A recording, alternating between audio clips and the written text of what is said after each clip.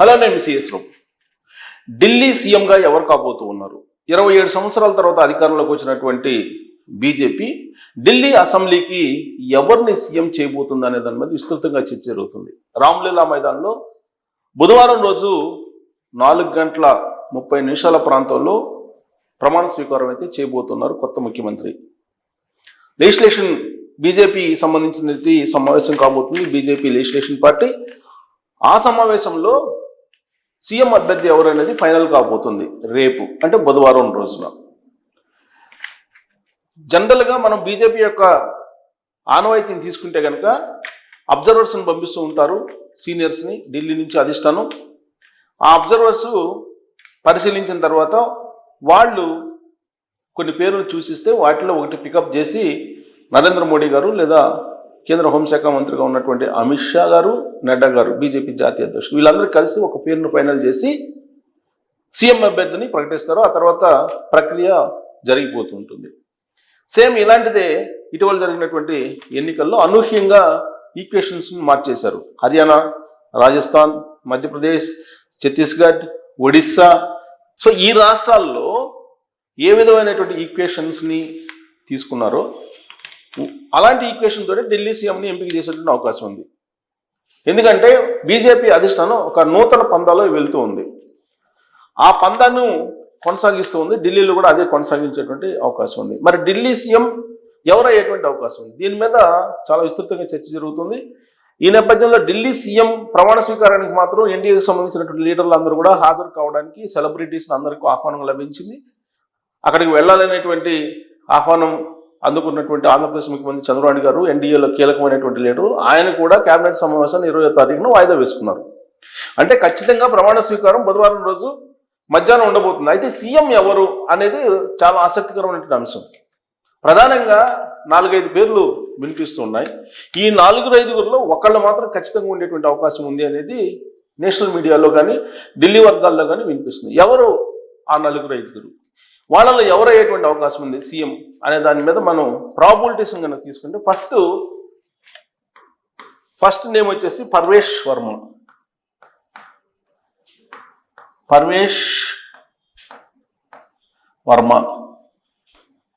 ఎవరైనా అనంటే మాజీ సీఎం సాహెబ్ సింగ్ వర్మ కుమారుడు. ఈయన 2019, 2014 అసెంబ్లీ ఎన్నికల్లో ఎమ్మెల్యేగా గెలిచాడు. ఆ తర్వాత 2019లో లోక్సభ ఎంపీగా గెలిచారు. ప్రస్తుతం ఎమ్మెల్యేగా గెలిచారు.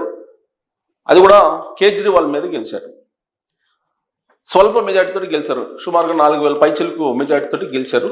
సో కేజ్రీవాల్ లాంటి సీఎంగా ఉన్నప్పుడు కేజ్రీవాల్ ఆప్ అధ్యక్షుడు, ఆయన్ని ఓడించారు కాబట్టి అదొక ప్లస్ పాయింట్, ప్లస్ మాజీ సీఎం. ఈ 2 ప్లస్ పాయింట్స్ తోటి పర్వేష్ వర్మ అనేటువంటి పేరుని తీసుకుంటూ ఉన్నారు, సీఎం అభ్యర్థిగా పరిశీలిస్తూ ఉన్నారు. ఇక రెండోది విజేంద్ర గుప్తా.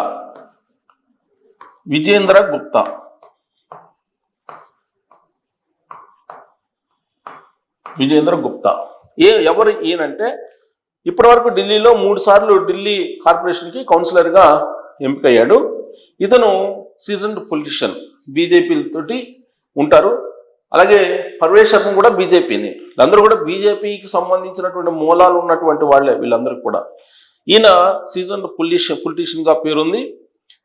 ఈయన 3 టైమ్స్ కౌన్సిలర్గా గెలిచారు, ఇప్పుడు ఎమ్మెల్యేగా గెలిచారు. ఈయన ఒక ఆస్పిరెంట్ విజేంద్ర గుప్తా సామాజిక ఈక్వేషన్ల పరిగణలోకి తీసుకుంటే. 3 సతీష్ ఉపాధ్యాయ.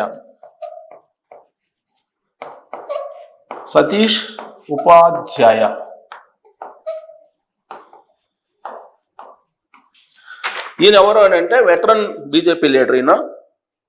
ఈయన ఢిల్లీ బీజేపీకి మాజీ అధ్యక్షుడిగా పనిచేసినటువంటి అనుభవం ఉంది. ఆప్ని గద్దె అధికారాన్ని ఆప్ కోల్పోవడంలో కీలకమైనటువంటి సూచనలు, సలహాలు పార్టీకి ఇచ్చి చేదోడు ఓదోడుగా నిలిచినటువంటి లీడర్గా ఈయనకి పేరుంది, సతీష్ ఉపాధ్యాయకి. ఇక 4 వీరేంద్ర సచ్దేవ్.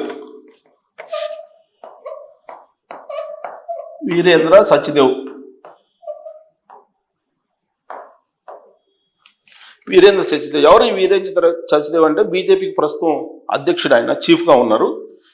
ఈయన ఎన్నికల సందర్భంలో సీఎం ఎవరు అనే దానికి చాలా ప్రత్యర్థుల నుంచి విమర్శలను, ఆరోపణలు ఎదుర్కొన్నారు బీజేపీ అధ్యక్షుడిగా.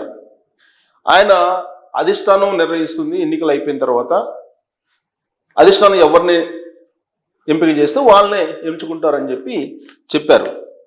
అలాగే ఢిల్లీ ఒలింపిక్స్కి వైస్ ప్రెసిడెంట్గా కూడా ఉన్నారు ఈయన వీరేంద్ర సచ్దేవ్. ఇక 5 హరీష్ ఖురానా.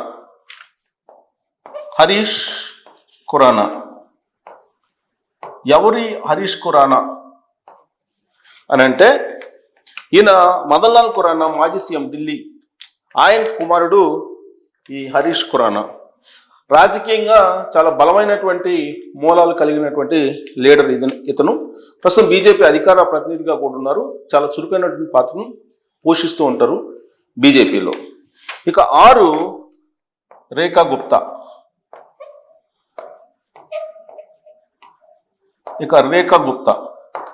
ఈమె ఎవరి రేఖా గుప్తా అంటే ప్రస్తుతం ఢిల్లీ మహిళా మోర్చా సంబంధించినటువంటి లీడర్గా పేరుంది. ఢిల్లీ మహిళా మోర్చాలో కీలకంగా ఉన్నారు రేఖా గుప్తా గారు. ఆర్ఎస్ఎస్ బ్యాక్గ్రౌండ్ బలంగా ఉంది. అలాగే ఢిల్లీ బీజేపీలో కీలకమైనటువంటి పాత్ర పోషించారు. మహిళా మోర్చాలో నేషనల్ ఎగ్జిక్యూటివ్ మెంబర్గా కూడా ఉన్నారు ఈవిడ. మహిళా మోర్చాలో బలమైనటువంటి లీడర్గా ఉన్నారు. ఆర్ఎస్ఎస్ బీజేపీలో గుర్తింపు ఉన్నటువంటి అంకిత భావంతో పనిచేసే మహిళల్లో రేఖా గుప్తా గారు ఉన్నారు. ఇప్పుడు ఒకవేళ రేఖా గుప్తా గారికి కనుక సీఎం పదవి ఇస్తే బీజేపీ 21 రాష్ట్రాల్లో అధికారంలో ఉంది. ఇప్పటి వరకు మహిళా సీఎం ఎవరు లేరు. ఒకవేళ రేఖా గుప్తా గారు కనుక ఇస్తే బీజేపీ మహిళా సీఎం భారతదేశంలో ఎవరు ఉన్నారంటే రేఖా గుప్తా గారు అని చెప్పుకోవచ్చు. సో కాబట్టి వివిధ రాష్ట్రాల్లో ఈక్వేషన్స్ని రకరకాలుగా అమలు చేస్తున్నటువంటి బీజేపీ ఇప్పుడు వీళ్ళలో ఎవరిని ఎంపిక చేసేటువంటి అవకాశం ఉంది. వీళ్ళతో పాటు ఇంకా చాలా పేర్లు ఉన్నాయి.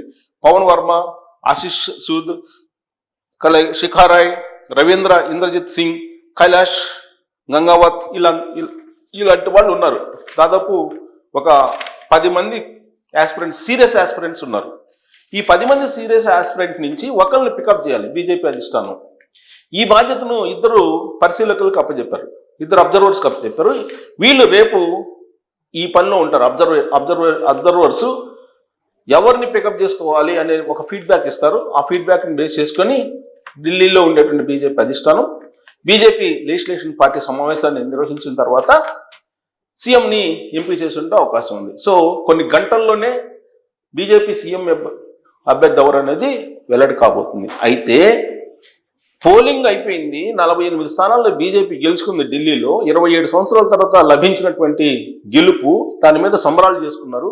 కానీ సీఎం అభ్యర్థి ఎవరు ఎంపిక చేయడానికి బీజేపీకి ఇప్పటికీ కూడా ఒక క్లారిటీ లేదు అనేటువంటి విషయాన్ని కేజ్రీవాల్ ఒక అనుకూలమైన అస్త్రంగా ఆయన మలుచుకుంటూ ఉన్నాడు. అఫ్ కోర్స్ ఆయన కూడా ఓడిపోయారు ఈ ఎన్నికల్లో.